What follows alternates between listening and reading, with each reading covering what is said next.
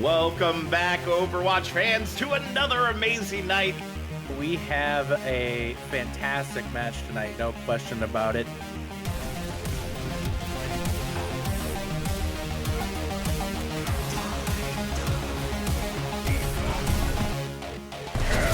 Oh my god, yes!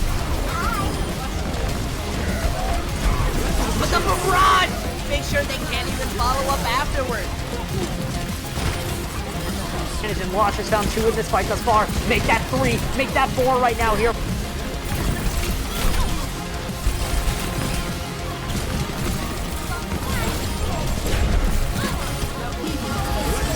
Dynamic team gets a 4-man tire. Those who find the picks will save the fight, and they don't really need to save what they've already won. 100 and 3 wins the Primal Rage.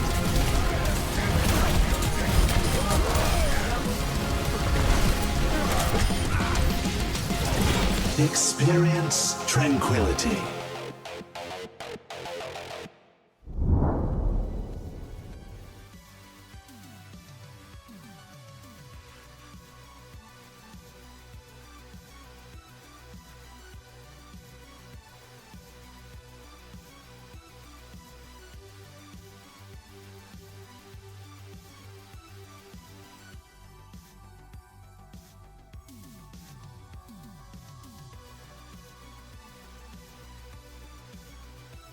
Having it perfectly great, right?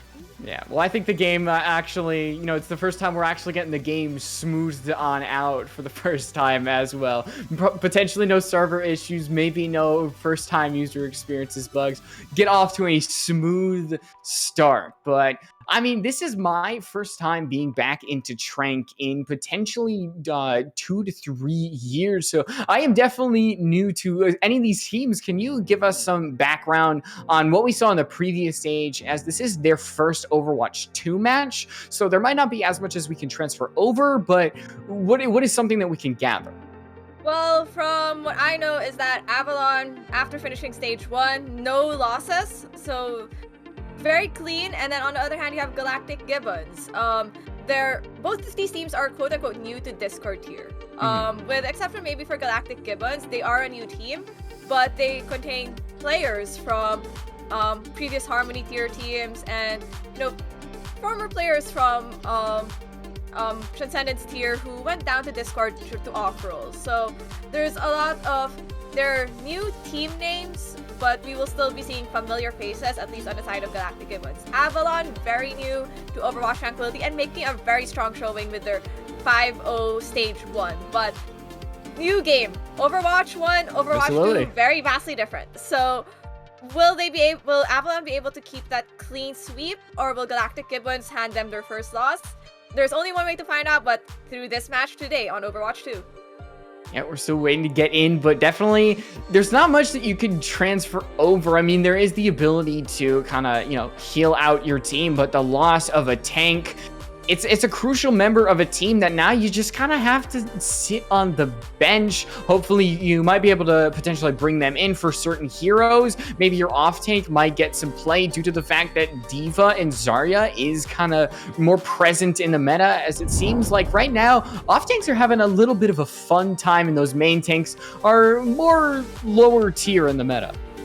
I think it's just part of the fact that off tank as like a role even back in like Overwatch 1 was, yes, they're your peel tank, but they also output way more damage than your main tanks. So in a very heavy damage meta, I guess, like how I would describe Overwatch 2 is it's very, I guess, you need to kill things faster. It's a faster pace, so there's not much things to shield. It's more of kill, and higher damage from your off tanks just means more value for them.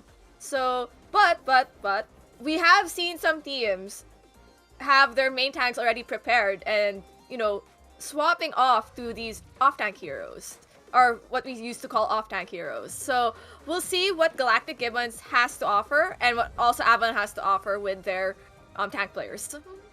Yeah, and player that we haven't seen, or not a player, excuse me, a character, Sojourn, is having a large presence in the meta as well. Just her ability to probably one-shot a lot of characters. Sombra is very present in the meta as well. I think those are something that we really have to watch out for. Oh, definitely. And alongside also with the Sombra and the Sojourn, right, you have a lot of resurgence of Genji in Overwatch 2, right? Back at Overwatch 1, we always said he wasn't really as strong without the Nano from Ana, but then we see in Overwatch 2, whether or not they have an Ana, there's still value from the Genji, from the fact that they could just clean up targets and provide very efficient off-angling damage. And coming into this, we could see both teams very different comps. The only thing really the same for them is the fact that they both have Anas, maybe very utilizing the antis, which have been really massive for Ana. Yeah, something to look at is that tank matchup. We've got a Zarya on the side of Avalon and a D.Va on the side of Gibbons. So there could be a real counter matchup as already Colossus is going to start to putting in damage. And there goes the Gisa taking out the Genji, shutting off a huge source of damage. And the Tracer in the backline is still going to really put some pressure on this squad. But there is going to be an automatic trade there from the Zenyatta. So far, it is a 4v4. So it's going to take some time for Llama to come back. But here they are already. Styko getting one from Zasper. As it seems it's just trade city right now between these two teams, waiting for one to truly get an advantage every single time. It is just 1-for-1 right now, but eventually Avalon is going to gain control of the point. The fact that Llama was the first one taken out could have led to that, but they're already starting to get some percentage points on this round here. I mean, my argument for it always with like Overwatch 2, from how I see it, is that a fight is still winnable even if you're losing one of your DPS. It becomes so much harder to win a fight when you lose a support or your tank because of the lack of presence. So in that case, I think that the fact that Galactic Gibbons lost their Zen through Clem, who provides so much damage with that Discord Orb, makes all the difference. I'm actually on the Brigitte now, which does make sense as you're going to have Llama in your backline, probably going to be able to just deal a lot of damage to Colossus, but just the DPS from Gibbons, they're really putting the pressure onto Avalon. Zasper is constantly having to reevaluate there they are, but I think the Zarya is something that is really going to be in Avalon's favor, as now Galactic Gibbons have to be pushed back. You're going to see Clem go down, Mad, both the supports here for Galactic Gibbons fall, and it is still Avalon who continue to reign on this point, as now we're going to see a little bit of a baby D.Va stagger, and that is going to be a lot of percentage points that's going to go out with that D.Va, who's, oh, well now, okay. A little too long, I think bullying at this point. Oh yeah, but honestly, I think the struggle right now with Galactic Gibbons, right, is that they're playing this D.Va into a Zarya, and with Colossus having so much energy, very high energy, they could just easily melt through the D.Va, because D.Va's Matrix really doesn't eat any beams. And coming into this fight, Sticko has to stay in this D.Va mech because there is a grab on the side of Avalon.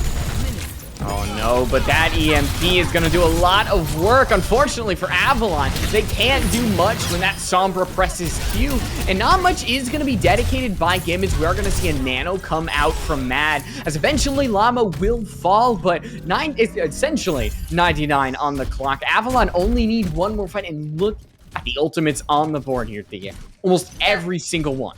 Exactly, and on the side of Galactic Gibbons, there really isn't much. Only a D.Va bomb from Sticko, and if Bubbly can work towards a Pulse Bomb, that Pulse Bomb at least negates the Nano maybe from Lavender, or forces out the beat from Lost Sauce to save Lavender, right? So you ideally want to build towards the Pulse Bomb. Oh no, here comes that blade. There's already one down on the side of Galactic Gibbons, but what a sleep, trading their life for it. And I think one that is definitely a victory there for Gibbons in the end. Genji only gets one, but there's still other DPS of Gibbons that are gonna rain down. Llama will be taken out as Psycho still has that Diva Bomb that they're gonna be able to hold on to. And despite the amount of ultimates that Avalon threw at the Gibbons, they survived.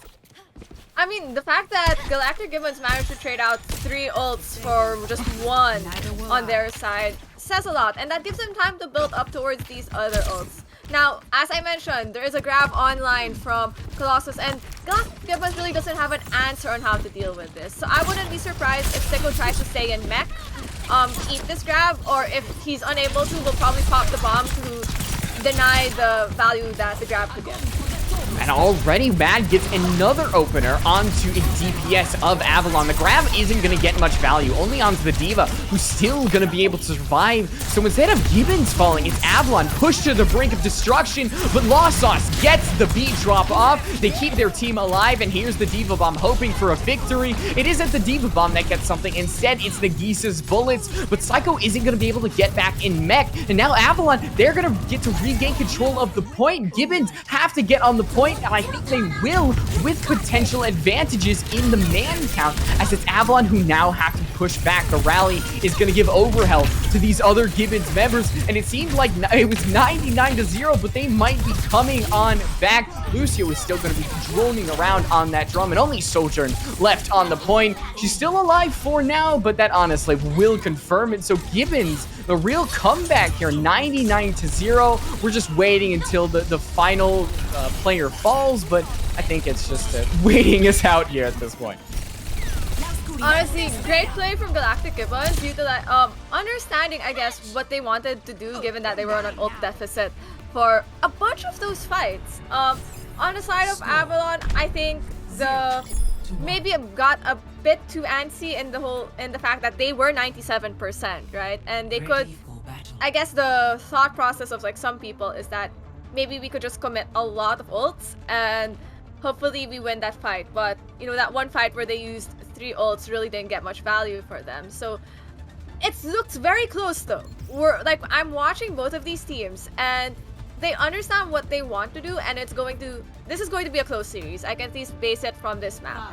Now, we see some swaps on the side of Galactic Gibbons opting for a Zarya, maybe to mirror Colossus' Zarya, because Colossus was doing a lot of damage for Avalon. Now, main difference, just the Genji and the Sombra. We'll see how that goes.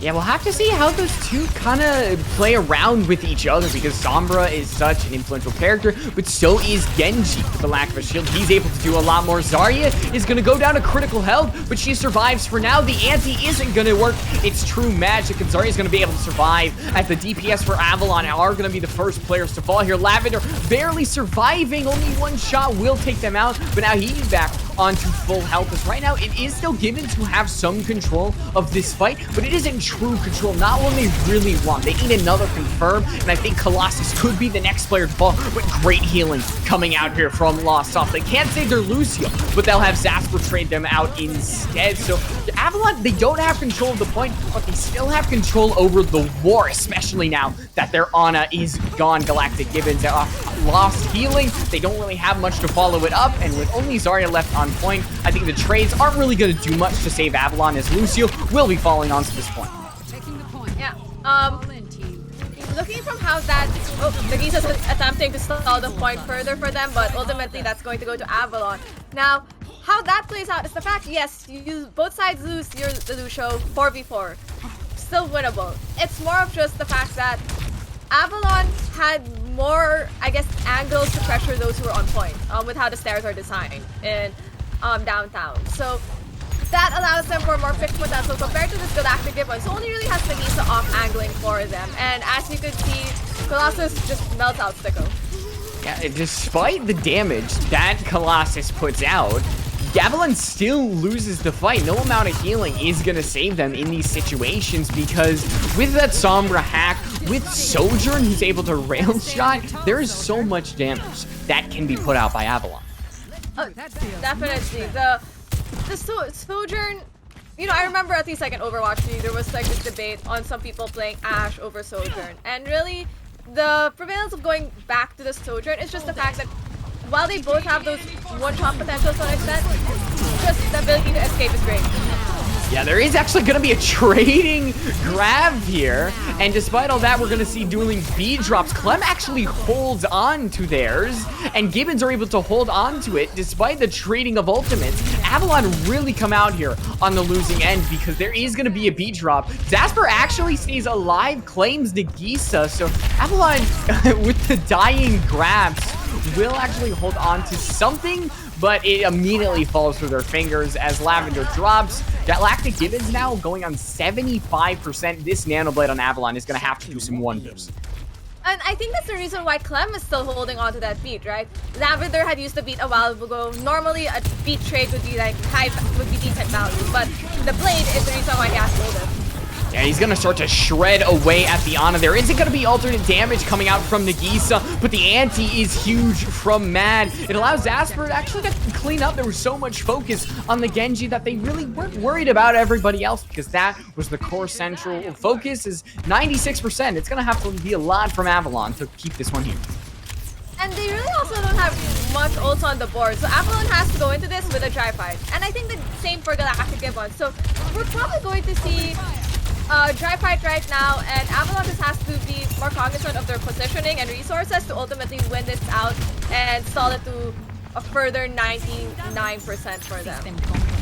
And we might have to see some hero plays come out, as right now it is just a fight on the Mega. Colossus gets anti and is shot down by Psycho. Lucio could be the next player to follow, and he is. As now Galactic Gibbons, they don't have any ultimates, but that's not what they need, as now just the pure damage coming out from Psycho. They worked it on the Diva, and now even on the Zarya, they're just able to flex their tank so much harder. As Galactic Gibbons, they get the 3% they need, and they win Busan 2-0. Galactic Gibbons just really understanding on how they wanted to take their fight, knowing that their leverage is the fact that they have this Sombra. So, it's the wrong way. It's the bug that comes with the Sombra intro. Yeah, it's so funny. For those with the hack Sombra play of the game highlight intro, yeah, it's currently glitched. I have that too, but hey. We have a Sombra play of the game for our first map, and, well deserved. Nagisa understood how she wanted to play her character, the types of angles she wanted to take, and that fight on the Mega just baited Avalon into a space where Galactic Gibbons just had more supremacy over Avalon's comp. Avalon probably should have just played on the point, would have been better, forces out, Nagisa not to be able to use the health pack, or at least Gibbons not to use the health pack. But, at the end of the day, this is just first map, and we'll see where we're going to head because these fights are looking pretty close. Yeah, and Avalon kind of got the advantage really early on. It took a while for Galactic Gibbons to get things going, but I think once they actually, got control of the point in that first round, it was just their round from head on, and their map, honestly, with how they controlled that second point is, I believe we will be heading to a break. I don't know, this is my first time in forever being involved with Tranquility. I do miss it so, but we are going to be going to a break. We don't want to leave you guys waiting, so we're definitely going to be heading on to that second map pretty soon, but talking about these two teams, what do you think is the biggest impact? Is it the DPS? Is it the tank? Like, what is the single role that's giving the most value for these teams? I think for both teams, now that they've opted, like especially Gibbons had opted for the Zarya mirror, it's not so much anymore of which Zarya player is better, because they've looked both phenomenal in like keeping their charge, utilizing their charge. I think what ends up being the challenge is how do we rotate ultimates and where do we want to take fights? Because from the looks of the matchups, or at least from these maps we've seen, especially on Downtown, where you take a fight has so much impact for your team. Because if you play way out in the open, you're forcing your Ana to dump more resources onto you. If you play in a tighter space that doesn't give your Ana or your other healer sight angles, it also makes it hard for her to help you enable you. So this seems like a positioning type of question more than which team has the better comp, because they have been mirroring right now. Yeah, I think that is something to look at because Avalon, it feels like the Ana player is putting out a lot of healing. There's great anti-nades coming on through, but just the way that Gibbons kind of played around the map, I think it helped them just stall out the anti-nades. It allowed for Mad to give them the healing they need. So we'll have to see what that second map is going to be on, how it's going to be played, because with positioning being such a huge factor, if Avalon can actually work the positioning in their direction, I think they could really easily have this second map go in their favor. It's going to be Midtown on the second one. Whether it's mid or not, it's your opinion. We're going to be going to New York. I mean, some people say New York's mid. Others will say, nah, I think most people would say it's mid. High prices of rent, high cost of living. I think a lot of people would avoid New York, but somehow it's still a memorable place. And Midtown being one of the newer maps in Overwatch, I think the newest hybrid map in Overwatch. No, Paraiso is the newest one. But as one of the maps that was initially slated for Overwatch 2 when it was first previewed, a lot of people have had at least some experience for this, especially when they played in the beta. Now, that's not really in a scrim setting or in a team setting, but there is some familiarity with this map compared to Paraiso.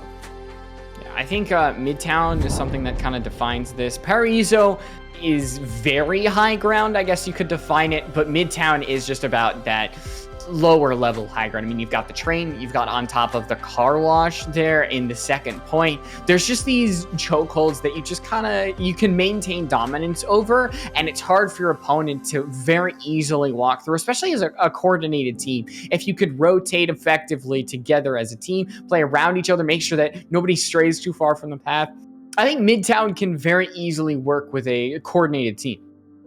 And I think the great thing also about, I guess, Midtown compared to probably the other hybrid maps in the pool is that Midtown, at least the second point, kind of reminds me of the first point of Watchpoint Gibraltar. Like the car wash area where most people would be like, we just need one person to push through the car wash and then we really have to fight for the high ground. I think that's something that carries over to Midtown. Now the first point of Midtown, I've seen different people try different things for it. But one thing's for sure, trying to get through that initial choke of Midtown, first point is always the biggest challenge. Whether going through the train car is the right method or not, who knows? But I know people take various ways of attacking Midtown and also various ways of defending Midtown, at least on the first point.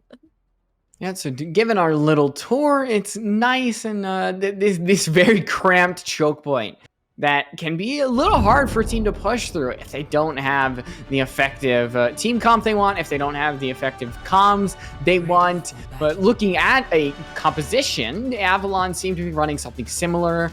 Galactic Gibbons seem to be running something similar as well. So right now, not too much changing on either side. Also, I kind of want to point out for our viewers. Yeah, I think it's swapped, aren't they? Yeah. Yeah, they are switched.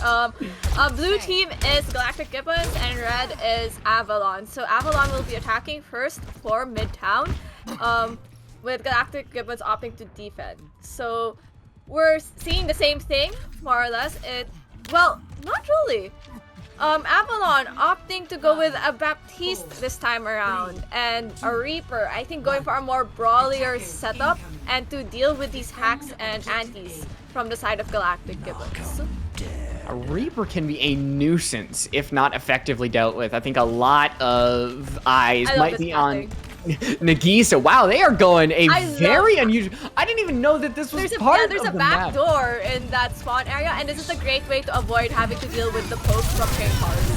Yeah, and it seems like right now that is going to be absolutely effective. Widowmain gets pressured all the way to the back. There is a trade onto Lavender, but now there's a lot less damage coming out from Galactic Gibbons. Nagisa is going to have to pick up the slack. She puts pressure onto the Baptiste, but that immo field is going to be the saving graces. Right now, it is still Avalon who maintain control of the point, and so early into this round, a minute gone by, and already they maintain 66% of this choke point. There's another trade happening. It's more damage coming out from either side, but it's still Galactic Gibbons who maintain just a slight edge in dominance. Baptiste isn't going to survive, and all the healers gone. for this Avalon squad. Galactic Gibbons, they give up 66.9%, but it isn't any a tick more than that.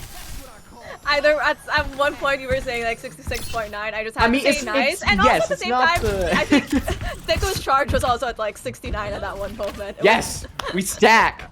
Right, it's a stack, but you know, the great tree contest from Galactic Gibbons. I think the Baptiste is working very well for Avalon. Lost Sauce is able to like stay alive longer, and you know, also Colossus, and that's honestly how they got the 2 ticks, even with them losing Lavender very early.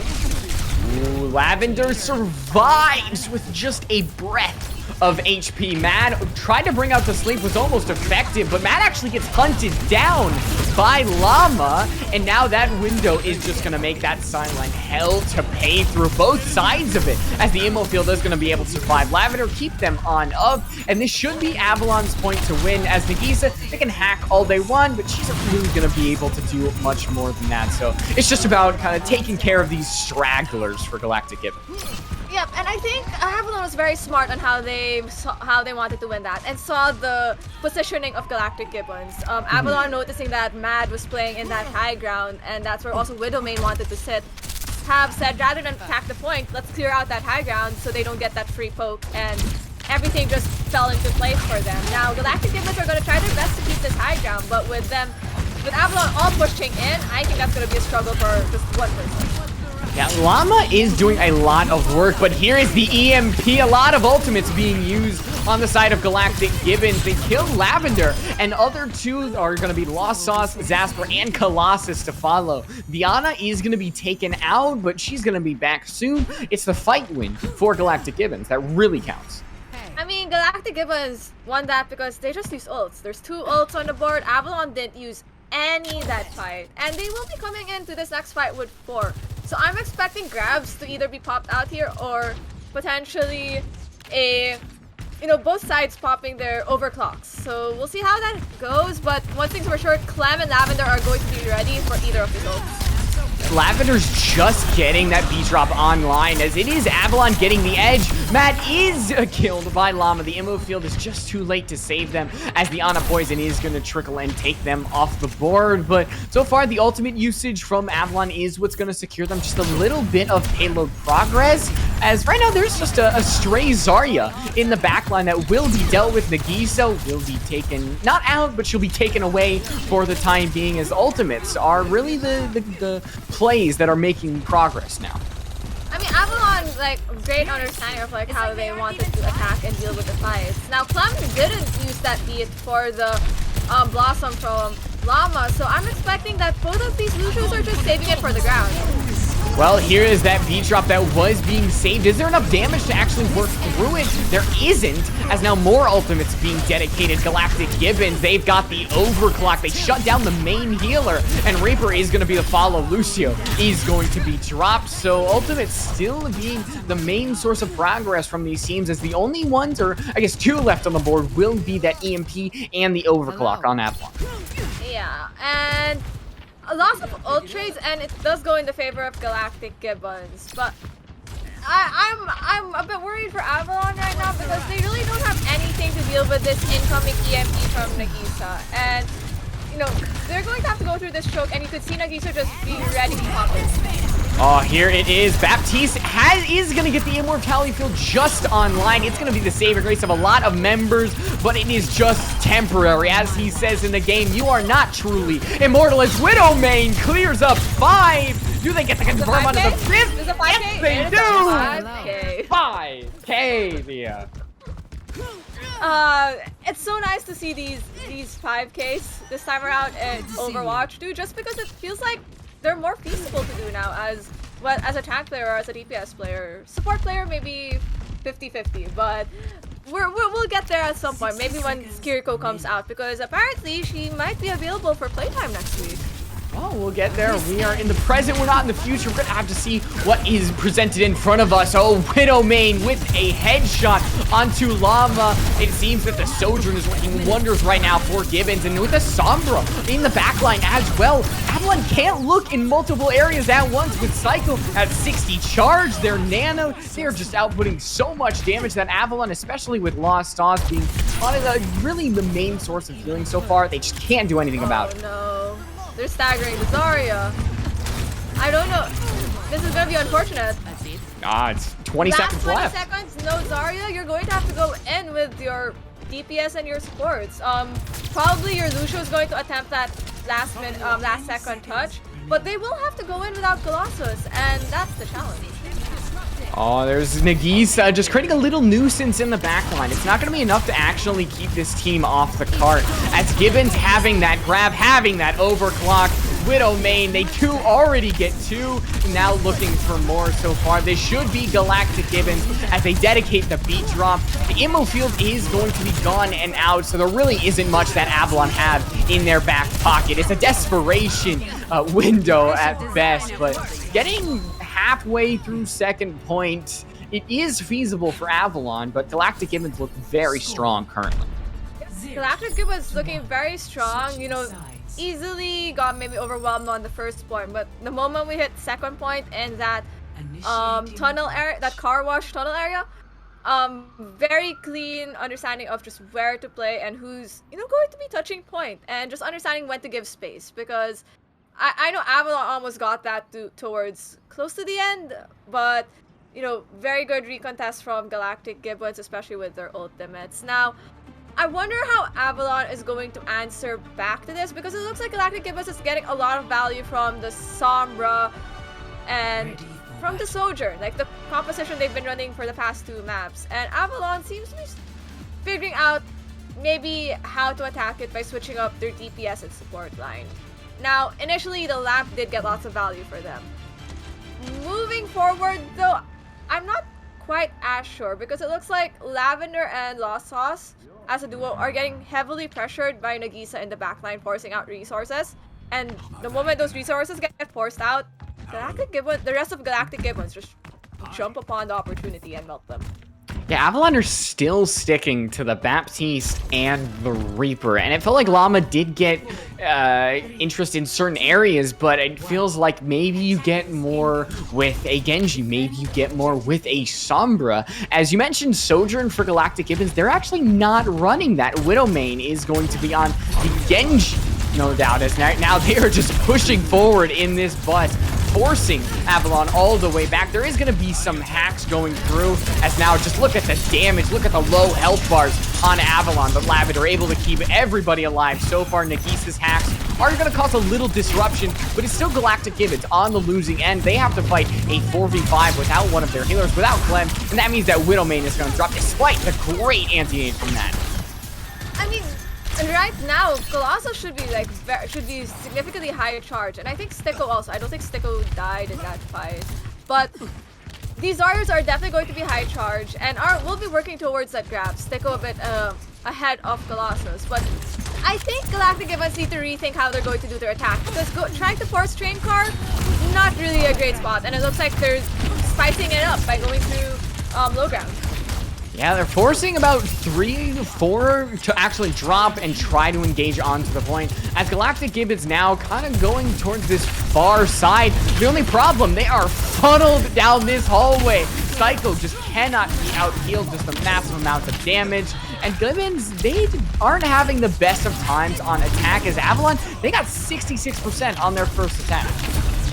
Yeah, and I think a lot of that was just understanding how to path, right? They got so much value from making Galactic Gibbons try to figure out where they're pathing, and on Galactic Gibbons attack, maybe the first fight through train cars, maybe the idea to build charge for your Zarya didn't work that well for them. Oh, Lavender gets taken out, and Lost Sauce commits the beat. Widowmaid almost gets the confirmation on Sojourn and will die for it, but there's still an advantage for Galactic Gibbons. They have healers, and that's the most important thing. Clem actually dedicates the beat, and the grab is just a little late to follow, but the EMP is going to be the other ultimate now that is going to be dedicated. Lucio survives for now, and is going to survive for good, but but that means Galactic Gibbons, they secure the point. They have a good amount of time on their back, and all they have is 96 meters, and they get the second map in a row. And going into this next fight, they have, oh no, we're already committing. I mean, committing from Widowmane, I think really does help Avalon here. I wonder if we'll see possibly a swap onto the Sojourn, but either way, Widowmane gets 3, looking for 4, so I think that's still a victory here. I think there was a problem. It looks like Avalon wanted to like recontest, right, and attempt that last fight, but didn't touch the point in time, and noticing that everyone's in a tight room, Widowmane just goes in and Genji plays. And for Avalon, I think that works slightly in their favor because now they have at least 1 ultimate online. I was about to point out that Galactic Gibbons had 4, and they could just snowball this if they want. It's really up to Avalon right now to rebuild these ultimates. Yeah, Snowball is honestly looking like that's going to be the eventual outcome. Zasper falls without an ultimate. Psycho is actually going to dedicate the grab. But so far, Avalon survives, but they really can't do much more than that. They have to dedicate a contest. Lucio gets hacked, and they will eventually get bursted down as they're still surviving. So far, Zasper actually pushes the supports back, is the saving grace of Avalon. They survive for now, but 3 minutes is going to be their saving grace. That's a lot of time on the collective here. That's a long time for Galactic Gibbons to push the cart a few more meters, and with a EMP and a nano I think they could seal the deal right now. It's really about can Avalon force out Mad right away so that they can even pop the nano. Yeah, I think Nagisa's just trying to get that EMP online, but here we go. Llama's gonna teleport in. They dedicate their Q. A great Zarya bubble coming out there from Colossus. Protects from the sleep. A great anti-nade, but also a wonderful immortality field. Keeps everybody alive. And now with the amount of ults dedicated, Galactic Gibbons might still have an advantage. They're gonna have the Nanoblade, they're gonna have the EMP, and they're gonna just honestly have a lot of damage on their side. Yeah, and Lost Sauce is still building towards that beat, which honestly would only either be able to save them from that EMP or from the Blade, not both. So it's really up to Avalon building all these other ults, maybe through Lavender's window soon. Will the Nano be dedicated? Will Clem stay alive? They just enter that window, but Widowmane isn't going to survive, and now that really halts the push. No ultimates can really be dedicated, as it is just convergence on this small little subway area. There's only going to be 1 kill from Galactic Gibbons as things are starting to get dicey. Lost Sauce will now be able to get that B-Trump online. I mean, is it really dicey, or is this just Galactic Gibbons attempting to get 5 ults online and then just popping all of them? Throw it all at the enemy. But, never fails. I mean, it normally works, and it's a smart idea. It's more of just like Lost Sauce now just really has that need to extra brain power think.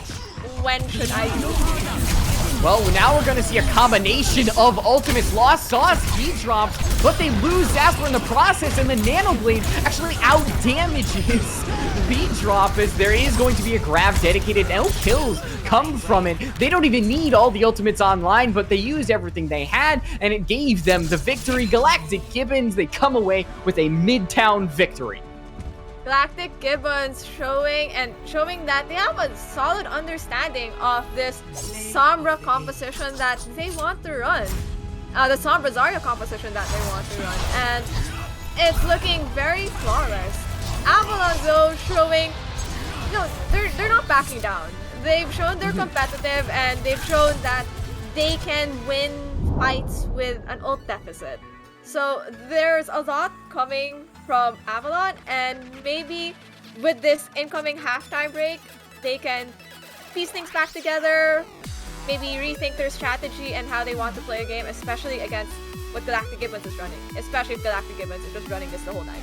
Yeah, well, Galactic Gibbons, they are on match series point. It's going to be a payload map next. We're going to figure out where they're going as Avalon. They're kind of backed into a corner, have to fight their way out. What will they bring to the table? Like you mentioned, we're going to go to a little bit of a halftime break. We will see you right after that for the thrilling map 3.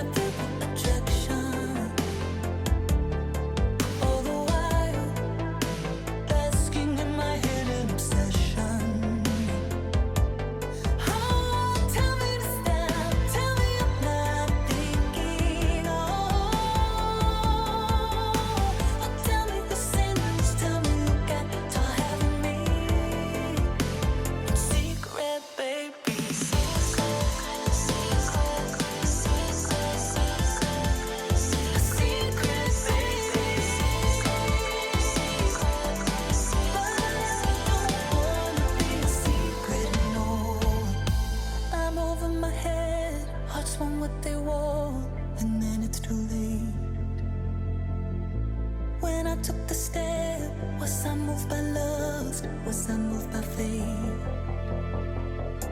The truth has a way of finding the light or changing in time. Did I fall in love?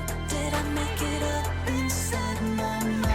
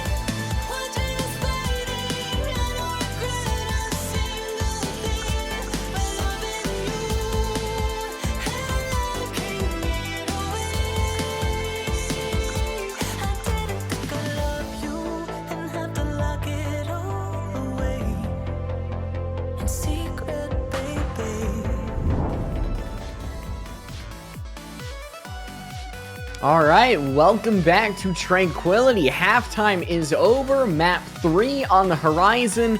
I am Light Rose, and joining me is Dormia, and we are heading into Map 3. Avalon, they're trying to find a way out of the hole that they're kind of in here. They are trying to find like a way out of this, and you know, they seem to have opted to go to Circuit Royale according to our producers. Now, I don't know what strategy they have in mind, but Galactic Gibbons has Widowmain. He is not called Widowmain for no reason. Widowmain of Galactic Gibbons, also known as Sime in the community. He is pretty much last season on Galactic Penguins, the Harmony tier team he was in, was their Widow player. And won, I think, the Widow 1v1s for Harmony tier that season. So, I'm not sure Avalon may have done their homework, but if they might have maybe a strategy in mind for bringing us to Circuit Royale. Yeah, well, I mean, that first point, especially the end of first point, is an area that Widow loves. She just kind of hangs up on that high ground. There isn't a real avenue to contest her unless you directly have a Widowmaker or, you know, an Ashe or Sombra, I think, could potentially go out and just take out the Widowmaker. But we haven't really seen too much of a Sombra on Avalon. So we'll have to see what they are going to bring to the table. We're heading to Monaco. No gambling, kids. Twitch is banning that, so we're keeping that off the table. Instead, we're going to look at all the cars going fast, the payload moving on forward, and what we're going to see with Galactic Gibbons on map and Series Point. What I find slightly ironic is they banned gambling, yet here we are using the polling system to make predictions. Yes. I put real money on Twitch points personally. On Twitch points.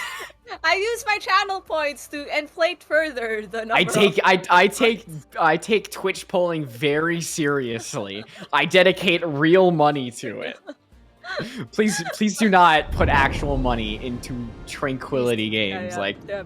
Don't do that. Nope. Not Tranquility games, but you could donate to Rise Above the Disorder, which is, you know, we're still accepting donations for this week and until the end of the week, I think, because initially we normally do the whole donating to charity during event week, but with Overwatch 2 servers being as wonky as it was last week and still this week, Tranquility admins have decided to extend it. So if you feel like being a kind soul and helping out for an organization, you're free to donate. And for this time around, Avalon is showing a Widowmaker. And so we will be seeing a Widow fight for this map. Yeah, so we're gonna see if Widowmane really does kind of give the name some meaning there. Probably a jump shot from one, if not both of them. Llama is on the left end. There isn't gonna be a real shot from Widowmane. It's right now just trying to push the payload forward, maybe get a shot here and there, as one team is gonna be hoping for a pick. Yeah, and if you look at the compositions, we have pretty much a mirror minus the flex support from both teams. Oh! I just noticed Avalon swapped around players. Oh, so we are seeing a little bit of a change. We've still got Zasper on the Sojourn, who isn't right now present, but you know who is, with Llama and Lavender getting one of their own. Lavender just does not want to stop. They are on a mission to shut down the Sigma, shut down the Zen, and it leaves just a small flex support all alone. So Avalon, it's kind of indicative that they always get these early pushes. It's just about maintaining that consistency. That is a problem. Widowmane winning that Widow 1v1 fight against Llama, but you know, that only lessens the number of pressure coming from the race song. I don't know if Galactic Gibbons is going to be touching for this fight, but it looks like with Sicko dropping, that's the case.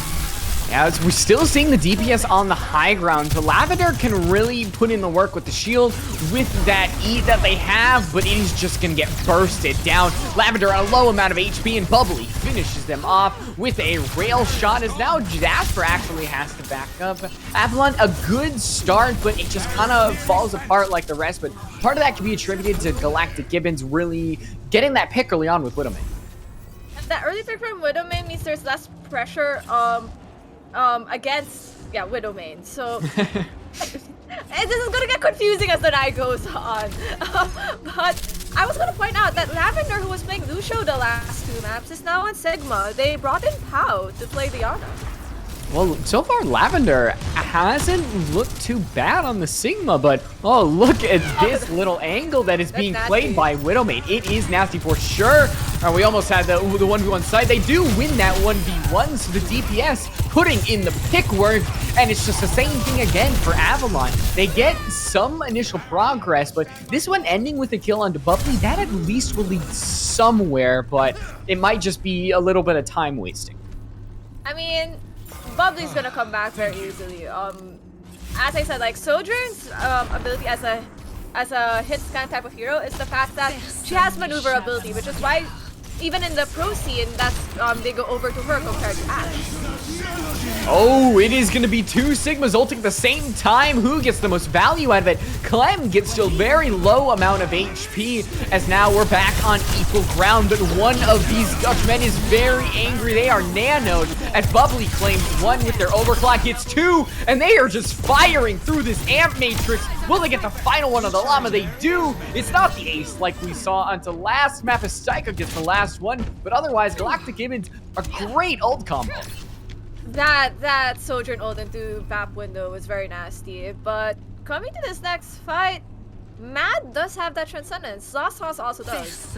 Now, is that enough to deal with that Widow sites, which Llama up in spawn? Well, that gives them a good idea where Widowmane is playing, so they are prepared, you know, to deal with this 1v1. Well, here comes the shot, but oh, I think that was the Widowmine actually protecting it through that little pixel angle. So I love that heads-up play from Widowmane. We are going to see a Transcendence. It's going to allow Avalon to push forward, maybe get the card, as there is going to be no more Zenyatta, no Transcendence on the side of Mad. Immofield is going to try to keep some of these supports up, but now as more of Galactic Gibbons members start to fall, they will be able to push the card. Avalon finishes them off, so it isn't going to be a first point hold from Galactic Gibbons, but still a lot of time off the clock, as now they have to actually push second card, and if Llama gets a pick here, this could lead to even more progress. You know, I think what honestly happened there that made Avalon win that last fight is the fact that I'm not sure it was Llama or Zasper managed to pick up Mad before Mad could even use Transcendence, and that was such a huge ult on the side of Galactic Gibbons to like stall the fight for them. Of course, I mean, it's something that now they do have Transcendence that they can use, but I don't think anything happened there from that Sigma ult from Lavender. Llama, though, is able to get one, makes up for the lack of really ultimate usage there from Lavender. As now an anti-nade pushes all of Galactic Gibbons back. Styko's the only one to push forward. They get some usage out of their ultimates. Unfortunately, that rock is just going to miss. Widow is one, but isn't going to be able to be finished off. It is still Galactic Gibbons who push forward, should be able to win the fight, but so far Avalon is surviving. They aren't dead and out of the water. One more kill, that might be it. That might be all they need, as Zasper is gone. And well, I was gonna say Widow might be the next to follow, but the shot is gonna miss, and we have the 1v1 that we've been waiting for. Finally, I want to see who gets it. Is it gonna be Widow main? Is it gonna be... Can all their teammates stop interfering? Let the Widow's 1v1, please. Respect it. Respect it! But no, with Clem down on the side of Galactic Gibbons, that's a very big opening for Avalon, because the burst healing from Bat isn't around.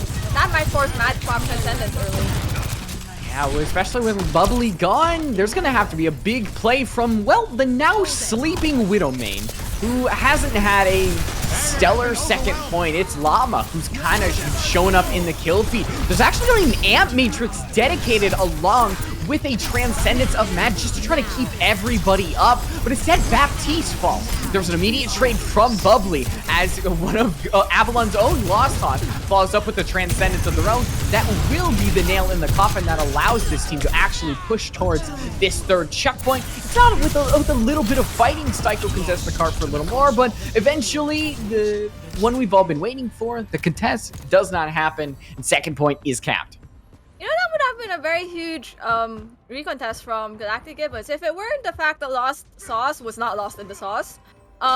Once he got pressured by Sticko, backed off to his Ana, built his Transcendence from that corner, and you know, being the last Zen to pop Transcendence really makes a big difference, especially when like you have players up from both sides, because that means you sustain longer. Now, coming to this next fight, we have the splits from Sticko and from Lavender, which he decides to pop out now. Ooh, the Emphasize actually allows them to see something, but they're actually not going to be able to really push onto it. Oh no, Styko almost gets caught, but they actually take advantage of it. Lavender is the one who's suddenly stuck without any teammates, as Galactic Gibbons, they do have a much better defense as we're below that 60-second margin. Avalon will be able to get one, potentially two fights, depending on how this goes, but now Widowmane swapping off of the titular character, going on to Genji as we're heading towards that last fight territory. A lot of swaps here, Thea. I mean, I think these are necessary swaps, because Widowmaker in this last point really isn't that great. The sidelines are very, like, the corners are very tight, very predictable sidelines. So you'd opt to not take the Widow fight on this third point. So these swaps to a Genji, which allows you to access the high ground even better. And the Soldier provides extra sustain on the side of Avalon. These are very good swaps to hopefully push this cart at the end. Lavender staying alive along with both Lost Sauce and Llama. Bubbly is able to get away, but Widowmane does not. Clem is barely alive by the immortality field, as right now it is just a sustained fight. Who has the better healing? Who is able to survive the most? Bubbly is doing a lot in the back line, taking out two, and eventually Lavender turns on them, but it's out with a lot of Avalon members falling. The fact that Lavender is nano is gonna do a lot, but Widowmane doesn't even need a nano. They take out two in the process, should be able to demech Lavender, and this should be Galactic Gibbons fight. Not without a little bit of recontest, but I think in the end, the result will be the same. So a lot of that comes down to just hero plays on Galactic Gibbons. Widowmane, Bubbly, look at what they were able to do. I mean, they were able to do a lot, right? And Widowmane just understanding that what's keeping this Avalon alive is the Ana, who has been playing pretty decently back. Pao has been very good at these positioning, not easily getting picked off. Eventually had to get picked off with how scrappy the fight was getting on those last few seconds. But if there's something I know about Circuit Royale, is a lot of teams get stumped even taking first point or second point. So the fact that Avalon manages to push it very close to the end of third point gives them a lot of room. That's a lot of breathing room, and potentially for them to get their first map win. They just, you know, if they play the way that they did during that first point and even towards the second point, I think they could take a map win off of Galactic Gibbons here. Yeah, Widowmane had a stellar first point, but once we kind of capped the card at that little finish line there, they kind of got suppressed. It was kind of Llama who took the forefront, and only there at the end, once we saw the swap to the Genji, did we actually see Widowmane's name again. So this first point, if it is Widowmane's territory, then Galactic Gibbons should easily be able to cruise their way through, but as now those seconds are starting to tick down, the doors will open. We're going to have to see how this first point is going to engage, as we have, I believe, exactly similar lineups here. Yep, these are exactly similar lineups from both sides for all roles, and I think Avalon just prefers the antis that come from the Ana, maybe why they opt to play the Ana more, and I think right now we see Llama trying to get the pick, but Philip is already pushing up. Yeah, Bubbly's able to get one, but the pick you talked about with Llama does eventually follow through. It's actually taken out by Bubbly's distortion field. So now there isn't much DPS that Avalon can really rely on because Zasper has to fall off. The Sigma orbs from Psycho are just putting in so much damage. So already Galactic Gibbons turning around this second point, and Avalon just can't do much to contest so far.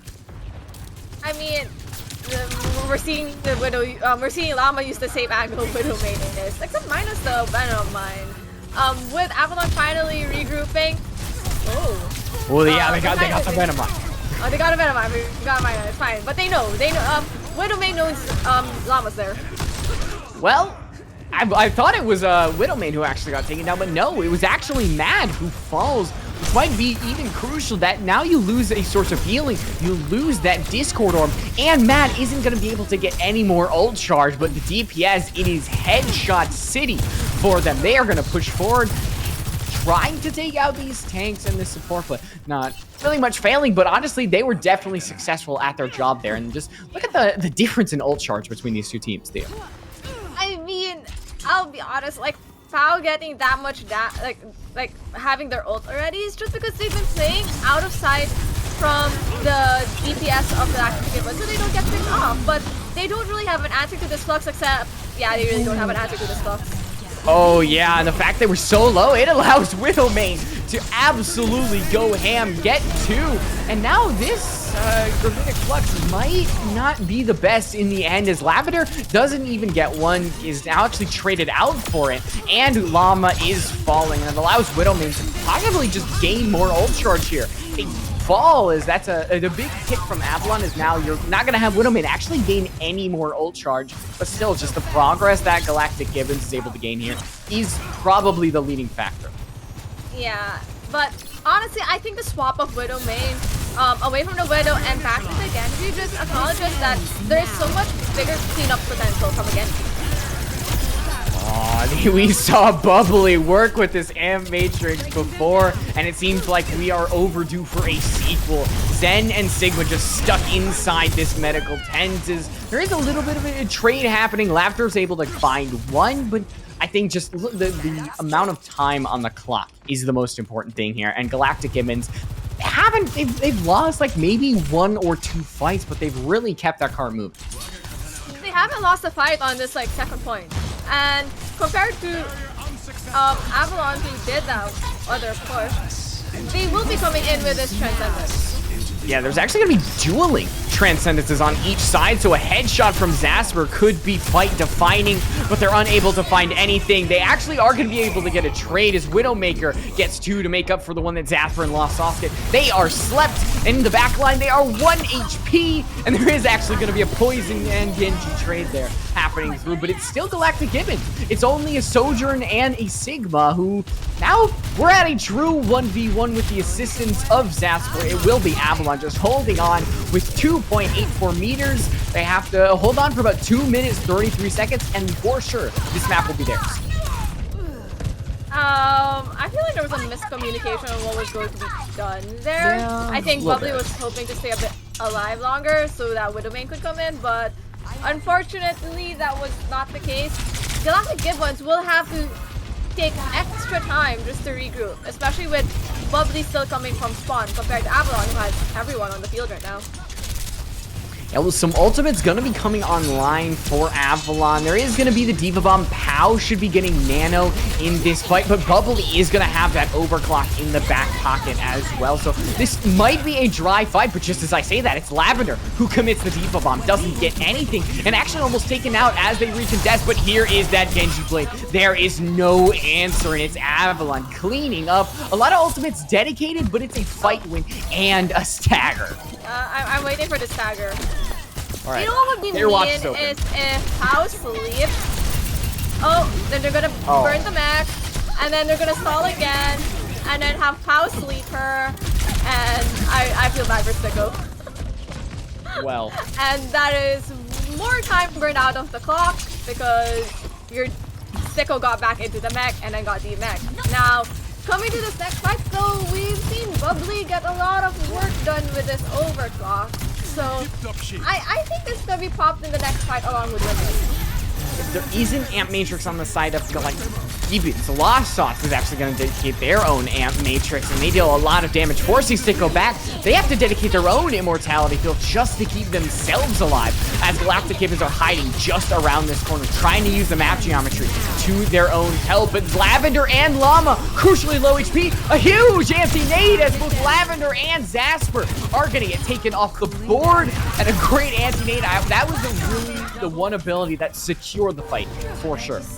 I mean, the moment Lost Sauce popped that window for him, that lamp for himself, that was just the signal for Galactic Penguins to push in, and they will be pushing in with not one, not two, but potentially 4 ults. Mad building up towards that Transcendence, probably mid-fight, but they will have Nanoblade incoming, and Avalon doesn't really have an answer to this. Maybe an overclock, but you know that really is meant to push more damage than anything. Ooh, almost actually gets a jackpot there, but the Immortality Field is going to save the hides of Avalon. Actually keeps them in the fight, but here is a Nano Blade. There is no Immortality Field, and Widowmain, for now, hasn't actually gotten anything.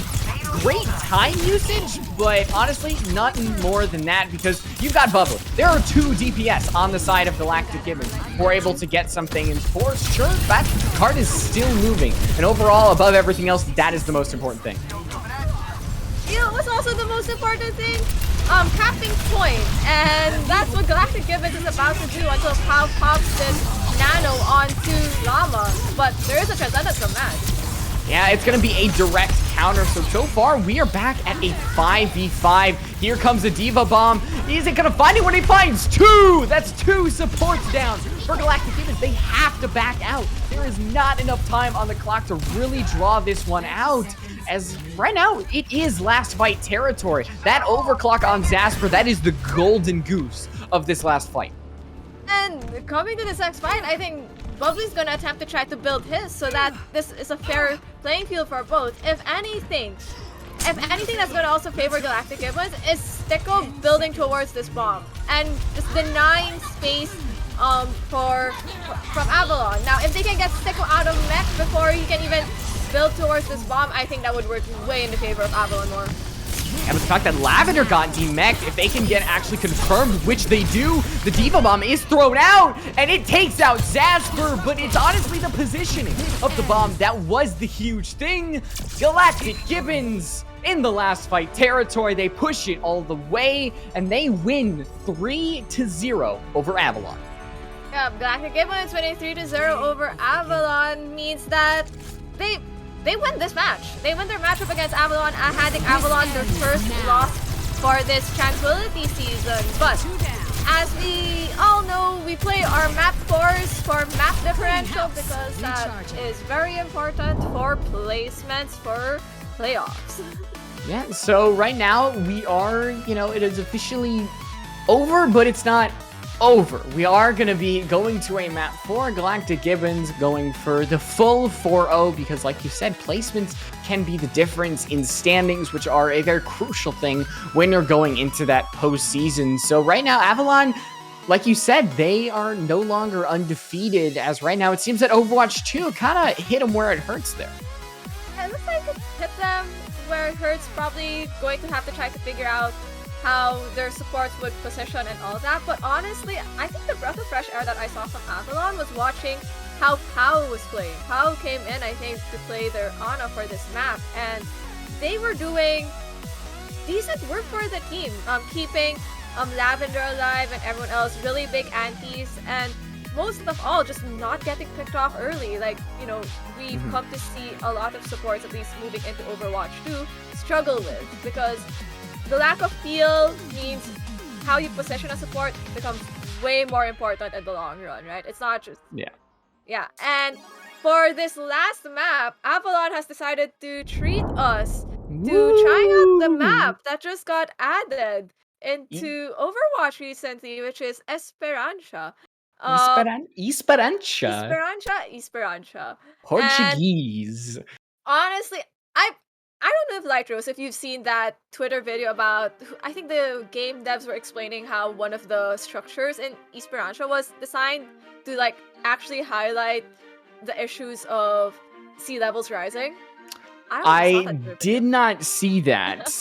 Yeah, but I mean, continue. I think Blizzard, or at least like Overwatch devs, actually being cognizant about real life issues and trying to integrate it into a game is very. I think it's very interesting. I think it's a great move for awareness. But you know what's also great that I personally like as a support player, and I think I noticed it a lot more during our Circuit Royale matchup, is the fact that as a support player, you now know when you've saved a teammate from dying. Yeah, you get that little indicator above and I think your. It counts to assists, and I think that's what's great. I think it does. It's a serotonin bomb. Serotonin bomb. Yeah, the game officially told me I saved you. Yeah, I saved your ass from dying. Exactly. You can't tell me that I'm not healing. I just saved you from dying. Well, Esperança, it is the newest map in the game, or one of the newest maps in the game, and now something about this map, it's debated on whether or not, you know, it's actually a quote-unquote good map, but something that cannot be debated, there are a lot of flank routes on this map. Like, straight up, there are so many ways that you can get near the enemy, around the enemy, and just, it is a very congested map that has so many flank routes. I think it's like there's so many alleyways, but I think also the biggest critique I've heard of it is where are the health packs? It really feels like there are that no is health true. packs like I only know where one mega is, and it's right here. First, like the room we're about to enter right now, and I think the other one is like so far off that like no one knows it's even there. I just asked the coach a while ago in a coaching session for push maps, which I was in before this. And we just like, there's a mega in that area. But anyways, high ground, very important. And Avalon doing just that, and wow, just diving onto Mad right away. I feel sorry for them. Yeah, Mad not having a fun time. Nagise is actually going to follow us. There's going to be a little bit of swaps actually coming out on the side of Galactic Gibbons. Widowmane's on the Zenyatta now, as we're going to see what I believe that is Cleo. Or Clem, excuse me, not Cleo. A little obstruction. But right now, Avalon hopping onto the Junker Queen. They're bringing out the bricks. Zen, a lot of changes when it comes to tank and support that so far benefited them, but that could be positioning, less about their composition. Yeah, because I've heard like Junker Queen was like nerfed to the ground because of how prevalent she was used in Overwatch League, how overpowered she was, and it seems like Avalon does not care and opts to still run the composition and are getting value with it. Yeah, so far, Galactic Gibbons haven't actually had a true contest when it comes to actually fighting this team. So far, it's just been Avalon who's been able to actually push the bot 40 meters so far. They are getting actually close to that shot point, to the fabled butt scratch mode, as now we're actually seeing a true fight. Galactic Gibbons, look at the health bars, everybody low, but it's actually the Gibbons who come away with a potential fight win. They get the two supports, they lose a couple in the process, but it's Nagisa on the Soldier 76 claiming 3, potentially 4 in that fight, as they just kind of swing that bot all the way back. But I don't think Avalon's going to give them the same amount of space here. For swapping pretty much, I guess, later than pretty much switching later. Like they're actually catching up to ult charge, right? They're now at 74% towards Visor, and Clem with a really solid beef plan to prevent incoming damage. Right now, we're going to see that Junker Queen just swing her axe, but most importantly, the Nano Blade is going to be the fight-defining ultimate. Widowmain is actually going to start us off, but it's Clem who gets a lot of damage. Not too many confirms, but I think it's the old I softened him up for you. That's the one thing. It is Galactic Gibbons. They do win the gunfight, not strictly off of the Nano Blade, but probably because of it. I'm pretty much sure the Nano Blade contributed way more than it did, considering Llama also popped a Genji Blade and did not get value from it. I think we didn't see anything. Melted. It got melted by Widowmain. Let's be honest. He pops it off, Widowmain just headshots him as a blissful Widowmaker.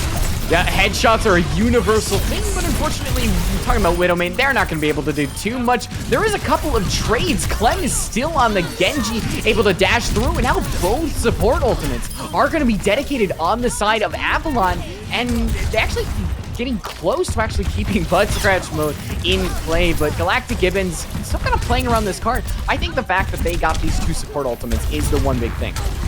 Yeah, I think both support ultimates being used for Avalon is what ended up helping them win that fight, along with Zasper's overclock. But coming to the next fight, you don't have any ults to, re-engage, sustain. What you are banking on more than anything is that Lavender hits the biggest rampage, I think. Yes. Rampage onto Galactic Gibbons, because Transcendence isn't gonna save you from that. That's essentially an anti, and neither is that. Well, honestly, I don't even think Rampage was really needed there. The fact that Widowmaker was gone through and through means that they might actually have an avenue for victory next fight, as right now, it is just Galactic Gibbons getting pressured back. There's a lot of damage, no real kills, but, I mean, you had Zen off the board, and Rampage is such a hard counter to that. I think if Lavender had kept that in their pocket, they could have a fight win right here as well. I think so too, but then now you're coming into the next fight with a Genji Blade. I think that's probably what the Transcendence might be saved up for, along with, an anti-blade, maybe, for sustaining. But Galactic Gibbons putting towards ults, and I'm very confused at this usage. But yeah, there was probably. I think the one thing was that Avalon got just out positioned. Like, Pow strayed from everybody. Lost Sauce then had to go heal, in which you just had Clem kind of run through the enemy. It's something that we kind of have seen all night, is that Avalon just have not had good positioning against Galactic Gibbons. Yeah, that seems to be the case, but the fact that you ended up using Transcendence for that fight means that there is nothing to answer Llama except killing Llama. Oh, well, almost exact. Genji Blade's going at the same time. Widow, I believe, might have gotten the kick on the Llama. Definitely pushes them away. But so far, it's, I believe, 2 to 3. I would question the grab usage, but it gets 2 and secures the final kill that Galactic Gibbons might need to potentially get the lead. They are going to get the checkpoint in Queens. So far, the bot's just going to stay in one area. But so far, Gibbons are going to stay on this bot for a good amount of time. The bot needed to take a break first after seeing what just happened. That is a very heavy barricade, Thea. But coming to this next fight, Lost Us does have this beat, and Pow has rallied. So these are not the play I was expecting. I was gonna say wait for rally, then use rally first, but I think they just wanted to clear out high ground right away and get more and force out everyone. So maybe not a bad use of the beat. I mean, it was more, you don't see it as much in today's day and age of Overwatch when a lot of it is just saved for Genji. It was an offensive beat drop. That is the one thing. So they were using it just to pressure on the enemy, and they keep rallying, as Clem is actually going to be staggered for just a little bit. So now Avalon might actually be able to extend their lead, and it keeps their chances of actually winning this map alive. Yeah, and I just thought that what confused me more than anything was, I guess for me, I wouldn't mind using Ian as like that last minute fight, sustain after the rally, but hey, this also works for them, and you could see just Pow is on the kill feed with the assist, and then Jasper and Lost Sauce just killing everyone else. That seemed like a 3-person fight with Joker Queen on point. Yeah, I think the one thing about this map that's a little different is Avalon have, I think, used their ultimates a little better. They have just chained them together, kept them. There has been instances in which Galactic Gibbons have been able to exploit it, but so far, they've used them very well. Zasper doesn't even need any ultimates, as Widowmane is once again the first player to die. Bot doesn't really get any usage as Lavender has to back off. They are getting dangerously low to dying, but so far survived, and there it is. Another player down for Galactic Gibbons, and I think as we're getting to the 2-minute clock timer, Avalon now probably pushing for around double of Galactic Gibbons' time bank. This could be their map to win. I mean, are we actually going to see a team complete a push map? Who knows? But we do have a blade incoming from Avalon, and the only thing that would stop it is if Widowmane towards Whoa. Nevermind when he Wow. gets melted instead of Transcendence. What a great Matt hack. is in the kill feed. Yeah, Matt is in the kill feed getting the confirms, but the main one there was the hack from Nagisa.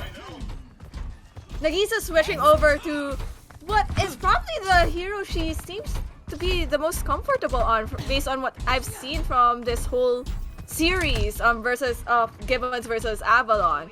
Now, getting value right away, she's 50% towards EMP, and Galactic Gibbons gonna have 4 ults in this next fight.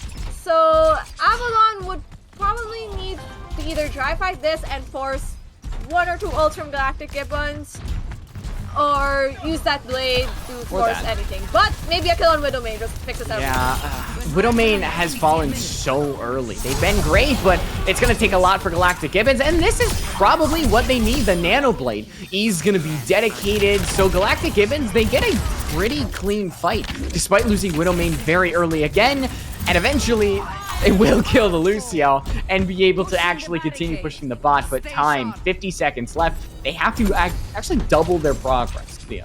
Yeah, they'll have to win, I think, at minimum 2 fights if they want to finish this map. It's either you win those 2 fights or you manage to stagger out the players of Avalon really well. Now, Llama is hacked in a tiny room. Oh, the Nano Blade, the blade is actually countered by a grab. The great play from Sticko, and nobody is lost in the process. So the hopes that Galactic Gibbons actually win here is not off the cards, considering the fact that look at the ultimates they've got. I mean, Galactic Gibbons, EMP, such a fight-winning ult, and it makes it even easier with Mad just picking off Llama off the bat even before he can get out of spawn. So we're expecting this EMP to come out with probably the Transcendence to like sustain the whole team. Oh, Clem gets one off the bat, but Zasper finds a headshot. That's going to shut down a main source of healing. As long as Zasper's alive, this could turn around. They are still here and fighting. It's coming up to Zarya as the rally is not going to be here any longer. Nagisa potentially the only one on the point. She is the only one on the point, but she can't get that 5 crucial meters. So Avalon, they may have lost the match, but they win the map. So a 3-1 looks a little bit better on paper than that 4-0. I mean, that's a difference between a -4 and a -2. And when you're playing for seeding, these map differentials are very important. Now, I'm not sure if like you're familiar with the current structure like Rose, because I think it's been different from at least back in season 4, season 3, and season 6. But we do have upper and lower brackets, so for playoffs. So both of these teams are in the upper bracket, right? So it's really just a matter of, do I get a bye week on the first week of playoffs, or do I have to fight my way to get to championship bracket?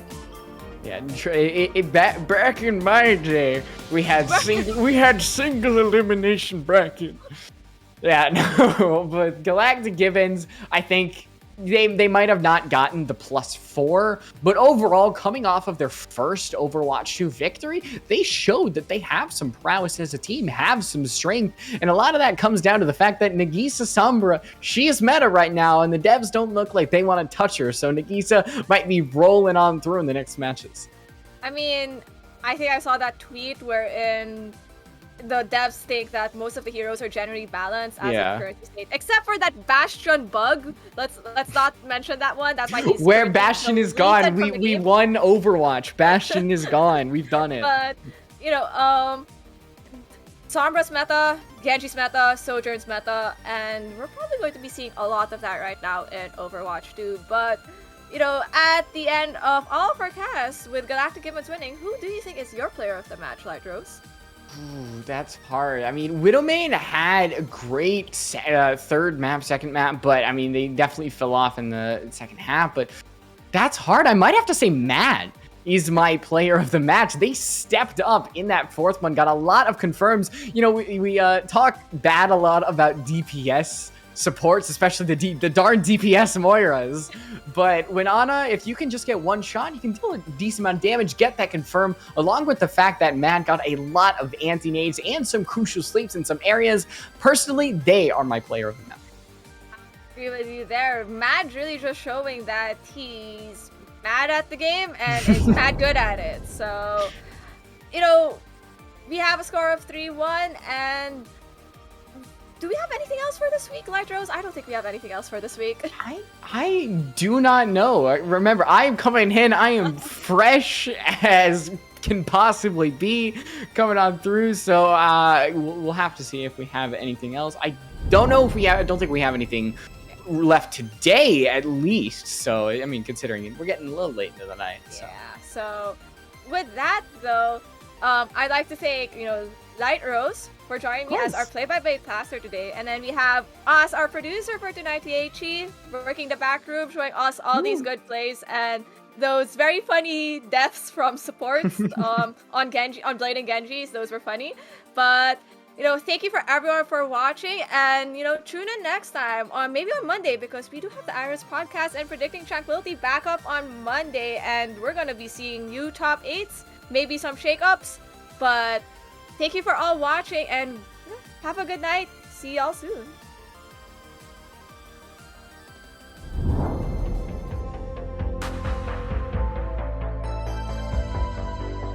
I love you in secret, baby.